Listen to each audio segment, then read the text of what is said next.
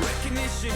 I'm on a mission, I'm paying dues, I'm in position, I'm staying up, it's getting late, you're doing good. All right, one thing I find interesting about this trim versus my 74 Comet, the trim around the windshield on the 74 snapped in, it had the little clips. I was able to get it on and off, but this one, I actually tried to do some research on the internet, but I found out, like always, normally I can just figure it out myself faster than asking for help or reading.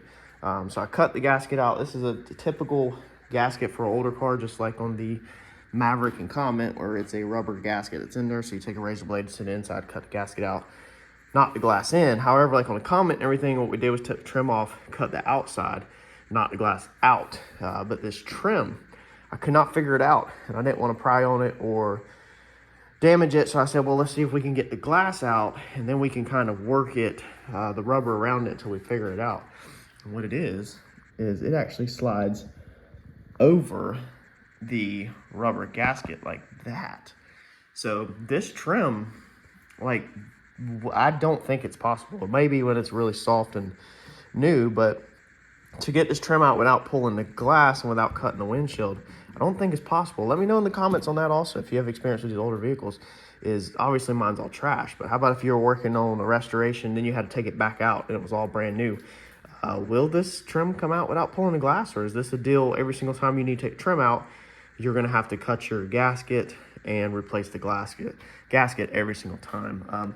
You can see right there on this side that that trim wraps around. See how that trim's a U shape?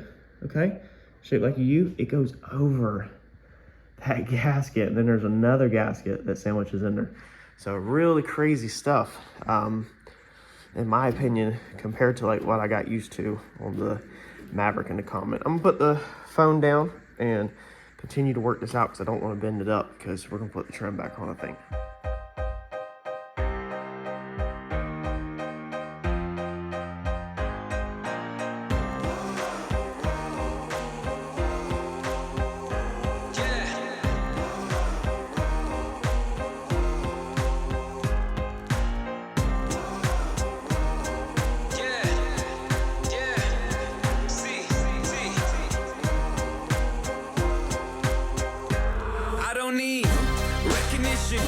I'm on a mission, I'm paying dues, I'm in position, I'm staying up, it's getting late, you're doing good, I'm doing great, recognition, I'm on a mission, I'm paying dues, I'm in position, I'm staying up, it's getting late, you're doing good, I'm doing great.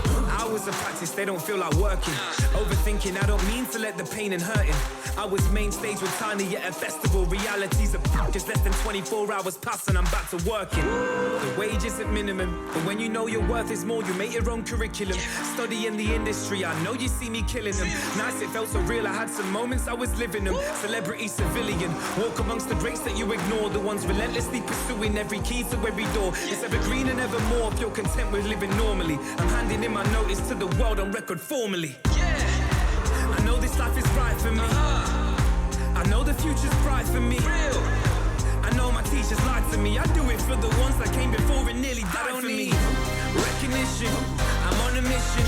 I'm paying dues, I'm in position. I'm staying up, it's getting late. You're doing good, I'm doing great. Recognition, I'm on a mission. I'm paying dues, I'm in position. I'm staying up, it's getting late. All right, so we got a few bars in. Got that side in because that side is right. However, it wanted to sag. So there's no, being the floor, the rockers are, you gotta look at it like this, okay? Your rockers are completely rusted out.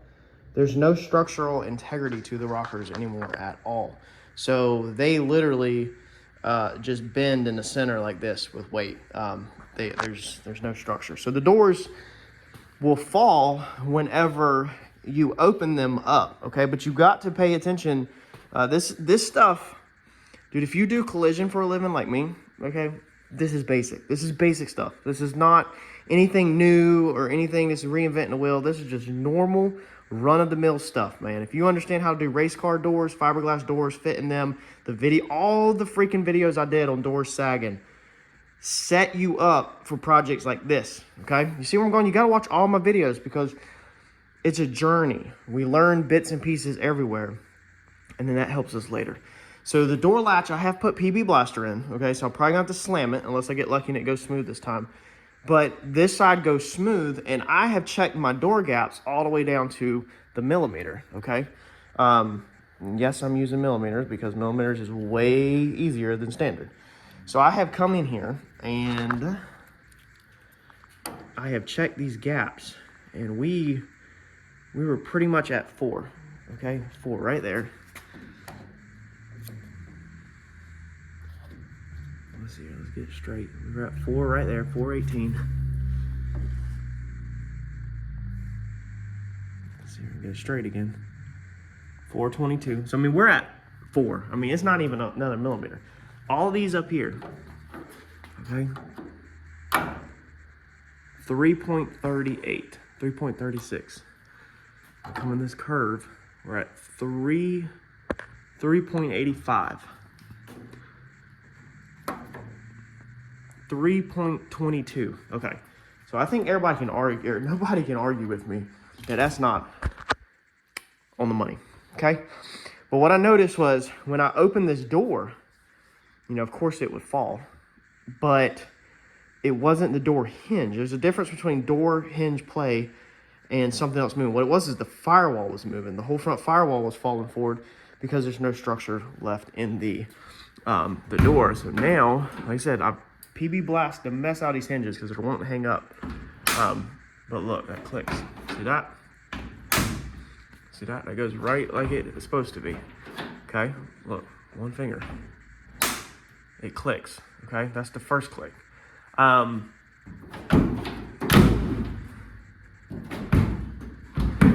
They're not wanting to like open or release every single time. I don't know what's going on with them. Because one time it'll be perfect. Look at that, okay? So that's perfect. But what I did was I come in here with my bars, or at my bars, and I was gonna put this turnbuckle in there, because you can also use turnbuckles on these bars. If you think that you're gonna need it, really, it's smart to use them on every single bar, besides your side bars probably. But you could put turnbuckles in them. That way you can spread if you need to do adjustments while you're building it. However, I'm just trying to get mine right out to start and not put turnbuckles in. I was gonna put a turnbuckle in this one, but I tacked it and I tested it and we're good. What I did was when I beat it in, I put a little, well, not beat it in. First off, you don't want to beat these bars in, because then when you go to cut stuff later, they're gonna spring out. So you want them put in pretty precise. You can tap them in with your hands, but we don't have no hammers in here or nothing. So if you can't get it tapped in with your hands, it's too much pressure. But we did put this one in a little bit more, with a little bit more pressure to help push this front A-pillar out where we want it to keep it solid.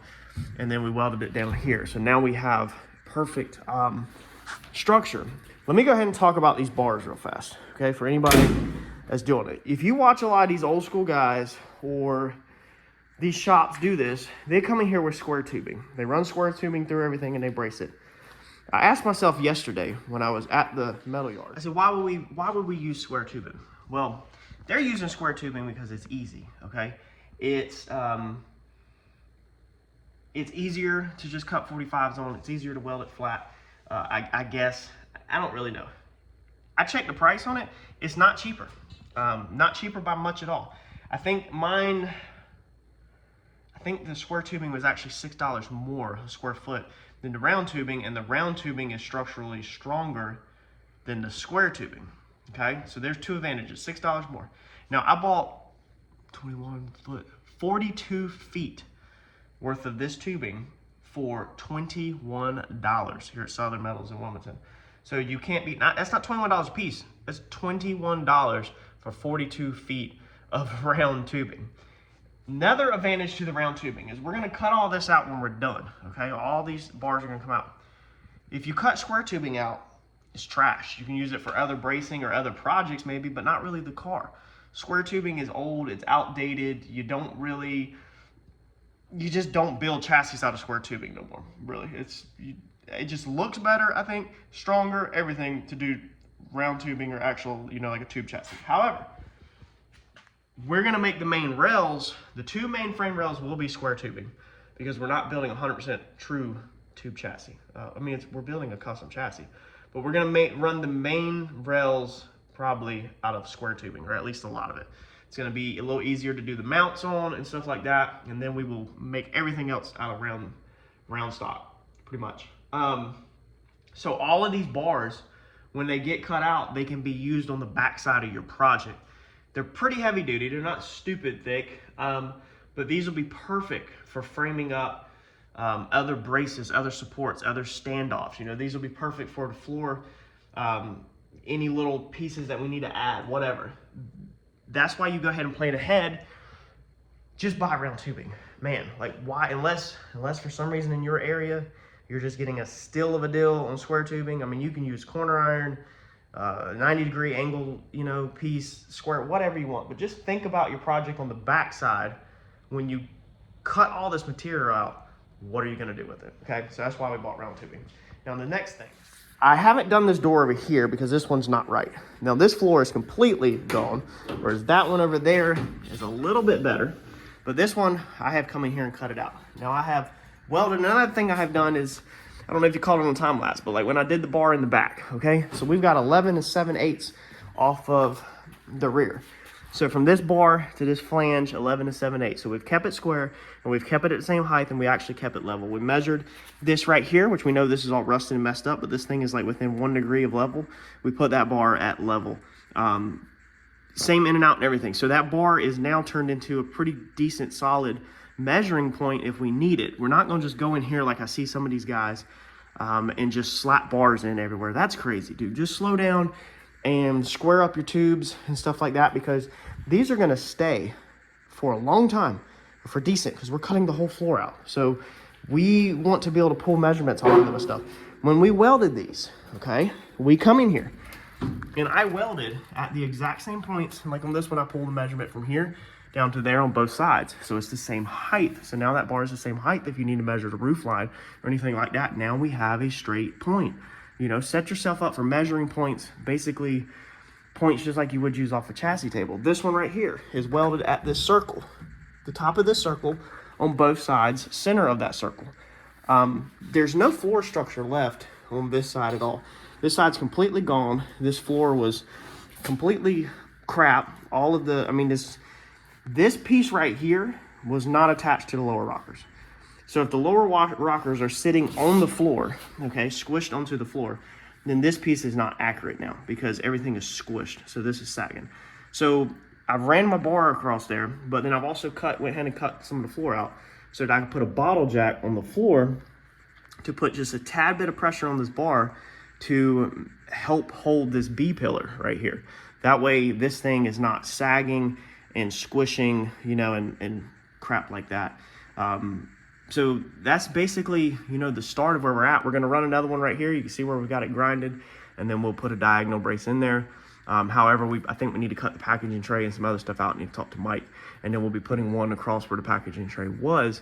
So I'm not gonna put that bar in right now to help us get in and out easier probably. I'm probably gonna wait to talk to Mike. But that's pretty decent for a Sunday morning with this door. This door is sagging bad. I don't think it is a firewall issue on this one. The camera's probably gonna be really hard to pick it up, but you can feel it here in person. Let's see here. And also here, okay? That upper bushing has play in it, so we need to stop and we're gonna have to do some research and fix that upper bushing because we wanna make sure our hinges are right before we move forward, unless we're just gonna weld our door temporary shut in the exact place it needs to be. We can always do that. But I'm gonna go ahead and try to research on how to fix the bushing, see if I can do that this week before we do the chop. If it's too complicated, too hard to find parts, then I'll literally just weld a spacer in or something on the edge of the door to keep it exactly where it needs to be. So it still closes, but that's why we talked about earlier how that thing had been hitting. That's been hitting because of you know, how that's laid back. That's the reason why it's hitting. So making some progress. I'm on a mission. I'm paying dues. I'm in position. I'm staying up. It's getting late. You're doing good. I'm doing great. Recognition. I'm on a mission. I'm paying dues. I'm in position. I'm staying up. It's getting late. You're doing good. I'm doing great. I had to let you go so I could grow and move. When time is of the